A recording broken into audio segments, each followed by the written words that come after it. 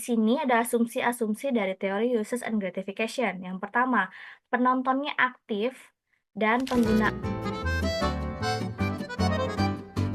Halo teman-teman, perkenalkan nama aku Fezi Fahrunisa. Di sini aku akan menjelaskan tentang teori uses and gratification dan kaitannya tentang tema promosi gaya hidup kaum milenial atau Gen Z yang ramah lingkungan atau cinta lingkungan. Nah, di sini kenapa sih aku angkat tema ini? Karena yang pertama, seperti yang kita tahu bahwa konsep green marketing atau green campaign dan sebagainya itu sangat sedang happening dalam masyarakat kita saat ini. Nah, lalu ada pun kategori-kategorinya itu. Yang pertama ada yang namanya green product, green promotion, green price, dan green place. Nah, di sini aku akan membahas satu persatu nih tentang apa sih tema-tema ini, lalu apa kaitannya dengan teori uses and gratification. Nah, yang pertama ada yang namanya green. Green product adalah produk-produk yang diciptakan oleh para pebisnis saat ini yang produknya itu ramah lingkungan. Jadi misalnya contohnya produknya itu reusable atau bisa digunakan kembali. Seperti saat ini ada penggunaan tumbler untuk tempat minum. Nah, daripada kita selalu beli gelas minuman yang gelas plastik, lebih baik kita bawa tumbler sendiri nih. Supaya apa? Supaya kita bisa semakin mencintai dan menghargai lingkungan kita. Jadi kalau misalnya kita habis selesai minum, udah deh kita tinggal cuci, habis itu kita bisa pakai lagi gitu ya.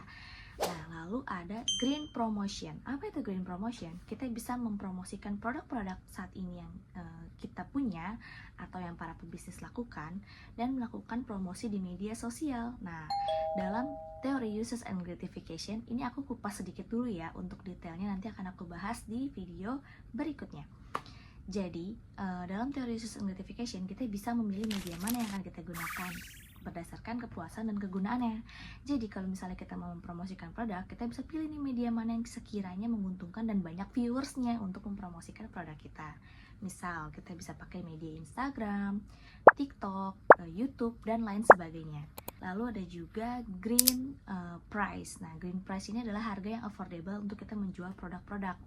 Misalnya, kalau kita ingin memberikan diskon kepada pelanggan, kita bisa nih biar bagaimana mereka support campaign green kita, mencintai lingkungan ini, kita bisa memberikan mereka diskon dengan misalnya ketika belanja, kalau mereka bawa tote bag sendiri, mereka akan dapat diskon gitu. Itu contohnya ya. Pokoknya temanya semuanya serba mencintai lingkungan kita dengan meningkatkan bisnis kita. Nah, lalu ada lagi yaitu yang keempat, place, green place. Nah, bagaimana kita bisa melakukan aktivitas bisnis kita di tempat atau ruko-ruko atau toko yang menggunakan bahan-bahannya itu tidak boros atau tidak mencemarkan lingkungan. Jadi bahan-bahannya ini yang ramah lingkungan. Bisa kita bangun, misalnya kita mendekor ruko kita dengan menumpuk atau mengumpulkan sisa-sisa aqua botol yang plastik, kita kumpulkan supaya dijadikan rumah pohon. Itu adalah salah satu contoh ya. Itu adalah 4 konsep dari green product, green promotion, green price, dan green place yang bisa kita lakukan sebagai kaum milenial atau Gen Z untuk meningkatkan mencintai lingkungan kita saat ini. Nah, lalu gimana sih kaitannya dengan teori uses and gratification? Nah, untuk detailnya akan aku bahas di chapter selanjutnya. Silakan menyimak. Di sini saya akan menjelaskan tentang penggunaan teori uses and gratification atau singkatnya teori tentang penggunaan dan kepuasan. Nah, apa sih teori uses and gratification ini? Jadi, teori ini dikembangkan oleh Elihu Katz bersama teman-temannya dan di buku Richard West and Lynn Turner juga menjelaskan bahwa teori ini menekankan banget nih tentang peran aktif dari pengguna media dalam menggunakan sebuah media. Nah, dalam konteks ini, penonton memegang peran aktif dalam seluruh proses komunikasi. Jadi, penonton atau penggunaan media tuh dapat secara aktif mencari sumber media mana nih yang paling memenuhi kebutuhan mereka. Jadi zaman sekarang, nggak cuman lagi teori tentang media itu sangat mempengaruhi, audiens, tapi di sini, di teori ini, audiens juga memiliki peran penting nih memiliki peran untuk memilih dan memilah media mana yang akan mereka gunakan berdasarkan kegunaan dan kebutuhannya. Jadi audiensnya ini nih yang berperan aktif kalau dalam teori uses and gratification ini. Nah, di sini ada asumsi-asumsi dari teori uses and gratification. Yang pertama, penontonnya aktif dan penggunaan medianya itu berorientasi pada tujuan. Jadi, untuk audiens yang ingin menggunakan media, ketika mereka memilih teori uses and gratification, mereka akan memilih media yang mereka tonton sesuai dengan tujuan mereka. Jadi, misalnya mereka menggunakan media lagi pengen untuk mencari, menonton televisi yang, tujuannya menonton berita, maka mereka bisa memilih channel misalnya, yang media-media channel-channel media yang suka menyiarkan berita, misalnya kayak Metro TV dan lain-lain. Atau kalau misalnya mereka lagi pengen nonton yang hiburan-hiburan atau yang ngelawak-ngelawak, ya bisa nonton yang alirannya stand up comedy channel-nya, gitu. Yang kedua, inisiatif dalam menghubungkan pemuasan kebutuhan dengan pilihan media tertentu ada di tangan pelanggan, ada di tangan penonton. Jadi, si uses and gratification ini teorinya tuh lebih menekankan bahwa penonton tuh bebas memilih media mana karena kuncinya itu ada di tangan mereka, di tangan penonton itu sendiri. Lalu media bersaing dengan sumber lain untuk memenuhi kebutuhan penonton. Betul ya, karena kan banyak banget media yang ada. Jadi media juga bersaing lah untuk menarik perhatian penonton. Yang keempat, masyarakat mempunyai kesadaran yang cukup terhadap penggunaan media berdasarkan minat dan motifnya. Ya, jadi di sini tuh di teori ini audiens sudah memiliki kesadaran nih dalam menggunakan media itu ya mereka akan memilih berdasarkan minat mana, motifnya apa, gitu. Lalu nilai-nilai seputar kebutuhan audiens terhadap media khusus atau konten itu harus dibentuk. Jadi kita tuh bisa, memutuskan ya, kayak, media tuh bisa melihat nih, kayaknya audiens tuh, menonton ini karena mereka tuh ingin mencari nilai moral apa gitu misalnya. Nah, di sini aku ada, contoh kasus atau contoh, fenomena yang relate sama teori uses and gratification. Nih, jadi aku punya yang pertama contoh yang pertama adalah suatu ketika itu hari Minggu.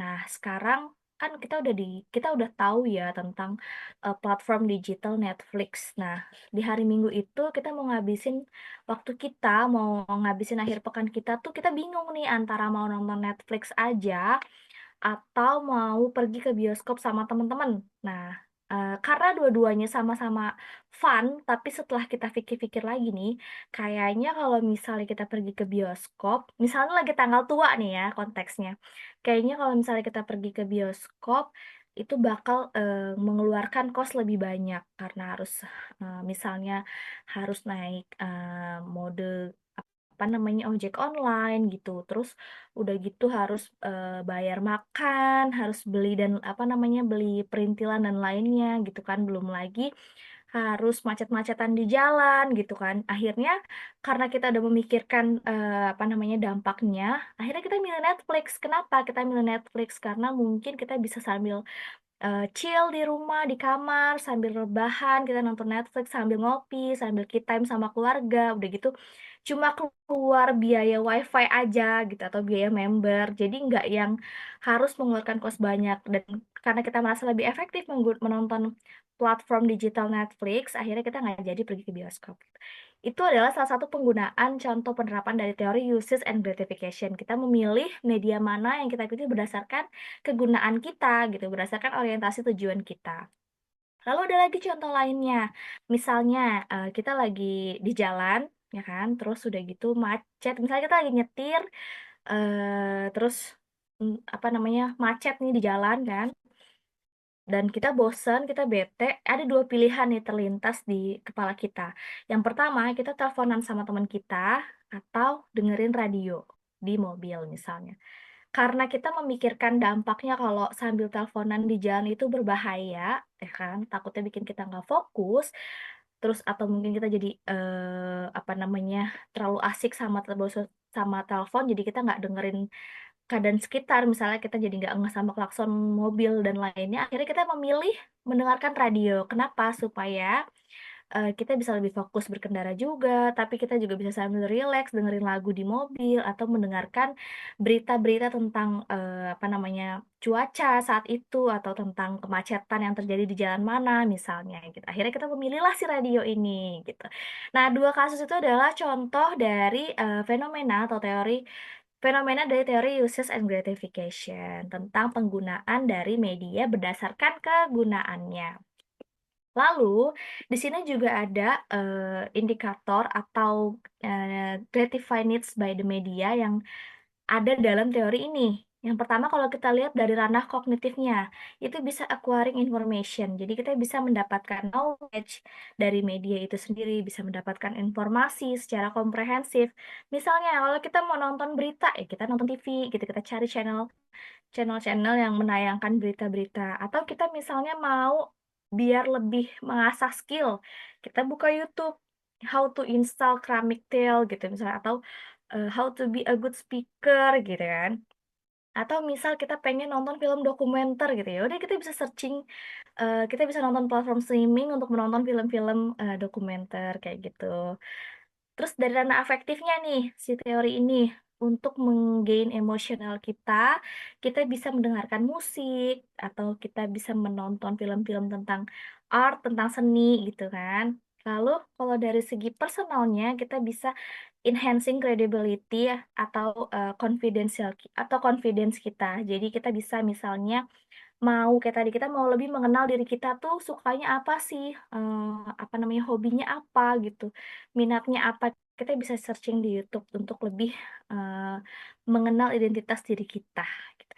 Terus untuk dari ranah sosialnya, ini bisa enhancing connection with family and friends. Jadi kayak misalnya kita menggunakan sosial media kayak Instagram, TikTok, Snapchat gitu.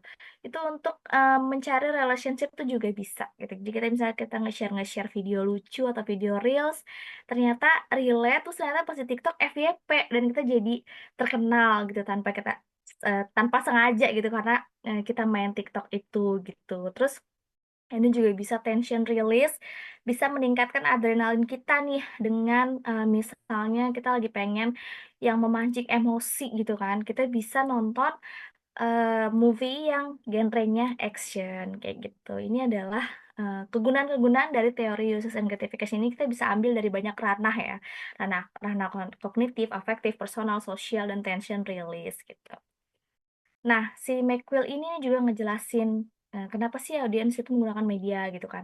Ya pertama audiens menggunakan media ya karena sebagai hiburan gitu, terus sebagai ranah informasi, lalu untuk memperkuat identitas pribadi mereka, dan audiens juga menggunakan media untuk menciptakan hubungan yang bersifat personal serta adanya interaksi sosial. Jadi sangat banyak manfaat dari media ini ya yang bisa kita ambil kegunaannya.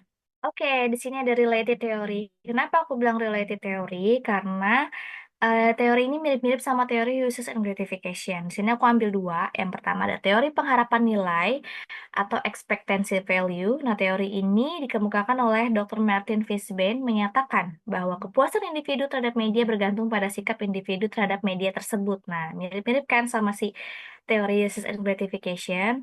Lalu ada berikutnya teori ketergantungan atau dependensi dari Sandra Ball, Rockage, dan Melvin Devler.